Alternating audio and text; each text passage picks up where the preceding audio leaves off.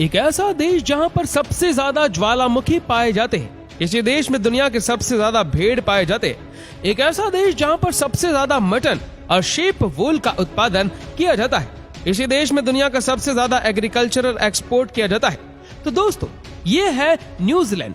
Pacific ocean के बिल्कुल साथ में ऑस्ट्रेलिया से करीबन 4000 किलोमीटर दूर, दुनिया का दूसरा सबसे पीसफुल कंट्री। मगर इसके बावजूद न्यूजीलैंड की पॉपुलेशन यूके की पॉपुलेशन का 7% भी नहीं है। अगर आप न्यूजीलैंड का ये मैप देखें तो आपको नजर आएगा कि करीबन 80% न्यूजीलैंड बिल्कुल खाली है और वहाँ कोई नहीं रहता। न्यूजीलैंड की 70% आबादी इधर नॉर्थ में रहती है और नॉर्थ की भी 50% आबादी इस एक शहर ऑकलैंड में रहती है। इतना जबरदस्त मौसम, खूबसूरत सीनरी, लो क्राइम रेट और हाई स्टैंडर्ड ऑफ लिविंग के बावजूद 80% न्यूजीलैंड खाली क्यों है? आइए जानते हैं इस सवाल का जवाब। सबसे पहले अगर हम वर्ल्ड मैप देखें तो आप नोटिस करेंगे कि न्यूजीलैंड हमारी बाकी दुनिया से बहुत दूर है। मतलब अगर आप कराची या मुंबई से जहाज में बैठे तो ये पूरा अरेबियन सी और इंडियन ओशन को क्रॉस करके करीबन 18 से 22 घंटे की फ्लाइट के बाद ही आप न्यूजीलैंड पहुंच सकते हैं। और अब सवाल ये पैदा होता है कि इंसान दुनिया से इतनी दूर इस आइलैंड तक पहुंचा कैसे? आज से 1000 साल पहले लगभग 1320 से 1350 के बीच माओरी लोगों ने न्यूजीलैंड को डिस्कवर किया। माओरी पैसिफिक ओशन के इन सारे आइलैंड्स, जिन्हें पॉलिनेशियन आइलैंड्स भी कहा जाता है, इन पर रहने वाले लोगों को कहा जाता था। ऑफिशियल सोर्स के मुताबिक माओरी 13वीं सदी के आसपास अपने ये सारे आइलैंड छोड़कर बड़ी बड़ी कश्तियों में बैठे और इधर न्यूजीलैंड पहुंच गए। ये लगभग वही जमाना बनता है जब मंगोल और चंगेज खान पूरे यूरो एशिया पर अपना कंट्रोल ले रहा था। लेकिन अब सवाल ये पैदा होता है कि ये लोग अपने पुराने आइलैंड छोड़कर न्यूजीलैंड आए ही क्यों? दरअसल माओरी ट्रेडिशंस के मुताबिक न्यूजीलैंड 13वीं शताब्दी में नहीं, उससे भी 500 साल पहले अराउंड 750 एडी में कूपे नाम के एक माओरी ने डिस्कवर किया था। कूपे एक फिशरमैन था जो अपने और अपने ट्राइब के लिए मछलियां पकड़ता था। मगर फिर ऐसा होना शुरू हुआ कि जब भी वो जाल लगाता तो उसकी मछलियां उस एरिया में पाए जाने वाले ऑक्टोपस खा जाते और इन लोगों के हाथ कुछ भी न लगता। क्योंकि इन लोगों का मेन फूड सोर्स था ही मछली, तो काफी प्रॉब्लम क्रिएट होना शुरू हो गई। और उसका हल ये निकाला गया कि कूपे और उसके कुछ साथी समुद्र में जाकर किसी और आइलैंड की खोज लगाने की कोशिश करेंगे जहां पर खाने पीने की अच्छी खासी सप्लाई हो। इसी खोज में कूपे अपने साथ 20 से 25 आदमी लेकर पैसिफिक ओशन में उतर गया। कुछ दिन के सफर के बाद ही उन्हें बड़े बड़े पहाड़ों वाला एक आइलैंड नजर आया। ये न्यूजीलैंड था। सी फूड, भेड़ बकरियों और फलों से मालामाल आइलैंड, जिस पर और कोई इंसान नहीं था। ये कूपे और उसके ट्राइब के लिए परफेक्ट जगह थी। कूपे ने अपने चंद साथियों को वापस पॉलिनेशियन आइलैंड भेजा ताकि वो बाकियों को इस आइलैंड की खबर दे। और इस तरह न्यूजीलैंड पर माओरी लोग आबाद होना शुरू हुए।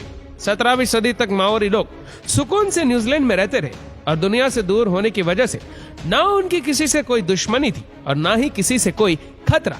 मगर ये सब बहुत जल्द बदलने वाला था। ये वो वक्त था जब वेस्टर्न नेशंस अपनी ताकत को बढ़ाने के लिए पूरी दुनिया में फैल रही थी। एक्सप्लोरर को भेजा जा रहा था कि वो आइलैंड्स, कंट्रीज और कॉन्टिनेंट डिस्कवर करे जिन पर कब्जा करके यूरोपियन कंट्रीज अपनी पावर बढ़ा सके।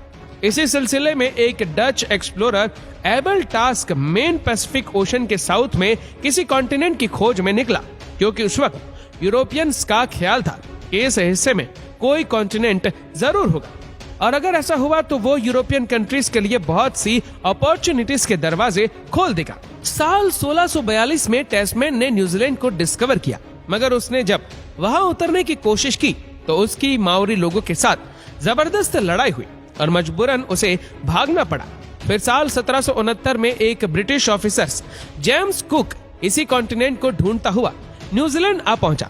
एक दफा फिर जेम्स के फौजियों और माओरी लोगों में जबरदस्त लड़ाई हुई और उसमें कई माओरी चीफ भी मारे गए।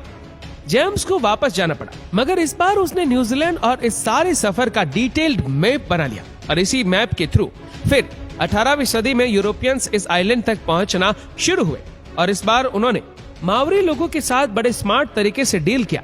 उन्हें ट्रेड और प्रॉफिट का लालच देकर ब्रिटिशर्स ने उधर अपनी नेवल पोर्ट्स बनाना शुरू की और फिर 100 साल बाद ही ब्रिटिशर्स ने न्यूजीलैंड का कंप्लीट कंट्रोल ले लिया। ब्रिटिशर्स और माओरी लोगों के दरमियान साल 1840 में एक डील हुई जिसे द ट्रीटी ऑफ वैतांग कहा जाता है, और इस डील के बाद न्यूजीलैंड ऑफिशियली यूरोप और ब्रिटिश एम्पायर का हिस्सा बन गया। उस वक्त माओरी लोगों की पॉपुलेशन करीब 2 लाख थी, लेकिन अगले 100 सालों में यह पॉपुलेशन बढ़ने के बजाय 2 लाख से कम होकर 40,000 तक पहुंच गई। और उसके 2 मेन रीजन थे। असल में जब यूरोपियन लोग इधर आए तो उनके साथ वो बीमारियां भी इधर आई जो उस वक्त यूरोप में आम थी। प्रॉब्लम यह थी कि माओरी लोगों में इन डिजीज की इम्यूनिटी डेवलप नहीं हुई थी, और इसीलिए यूरोपियन इमिग्रेशन के बाद लोकल माओरी लोग बीमार होकर मरना शुरू हो गए। दूसरा, 19वीं सदी में न्यूजीलैंड एक बहुत ही वायलेंट जगह बन चुका था। ट्रीटी ऑफ वैतांग के सिर्फ 5 साल बाद ही ब्रिटिशर्स और लोकल माओरी के दरमियान ऑनरशिप को लेकर एक सीरीज ऑफ वॉर शुरू हो गई जो अगले 40 साल तक चलती रही। इन वॉर्स में बहुत ज्यादा लोकल माओरीज मारे गए, और फाइनली ये सारा सिलसिला 1881 में जाकर रुका, जब माओरी के सारे बड़े लोग मारे जा चुके थे और माओरी मूवमेंट बुरी तरह क्रश हो चुकी थी। अब ब्रिटिशर्स भी ये समझ चुके थे कि लोकल को डेवलपमेंट प्रोसेस में इंक्लूड किए बगैर आगे नहीं बढ़ा जा सकता, और इसीलिए इन वॉर्स के फौरन बाद ब्रिटिश गवर्नमेंट ने लोकल्स को इलेक्टोरेट प्रोसेस से लेकर हर डेवलपमेंट प्रोजेक्ट में की स्टेक होल्डर बना दिया, और इस तरह न्यूजीलैंड में पीस और प्रोग्रेस का सफर फाइनली शुरू हुआ।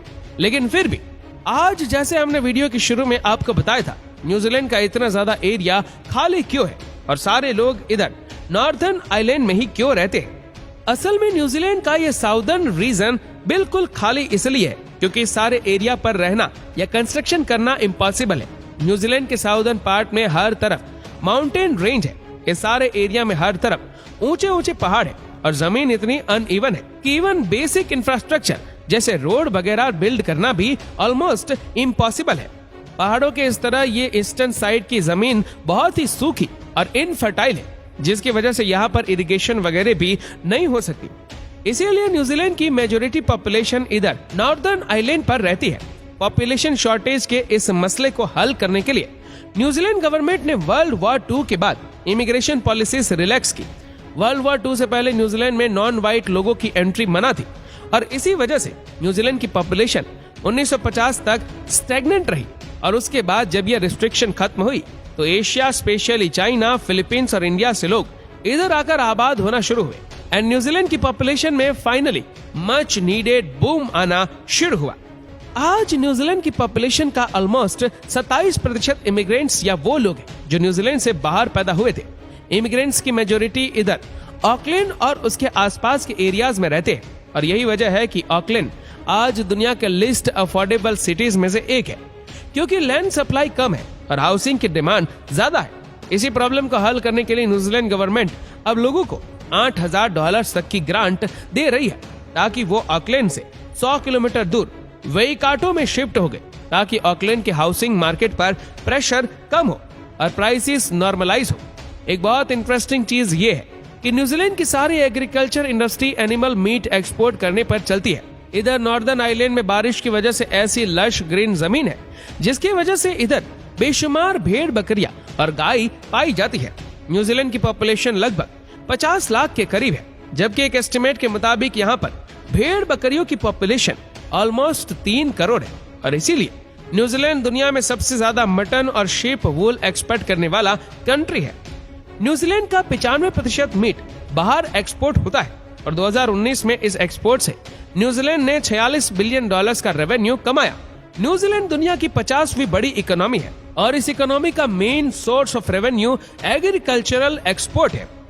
$46 बिलियन सिर्फ घोस्ट की एक्सपोर्ट से कमाना एक अनबिलीवेबल चीज है, और ये इंडिया, पाकिस्तान और बांग्लादेश के लिए एक मोटिवेशन होनी चाहिए, क्योंकि ये तीनों प्राइमरीली एग्रीकल्चर कंट्रीज है। तो दोस्तों, आपको ये वीडियो कैसे लगी नीचे कमेंट करके जरूर बताएगा, और अगर आपको वीडियो अच्छा लगा हो तो इस वीडियो को लाइक करेगा, शेयर करेगा ज्यादा से ज्यादा लोगों तक, और ऐसे ही और भी रोचक जानकारियों के लिए सब्सक्राइब करें हमारे YouTube चैनल को और Facebook पर फॉलो करें हमारे पेज को। धन्यवाद।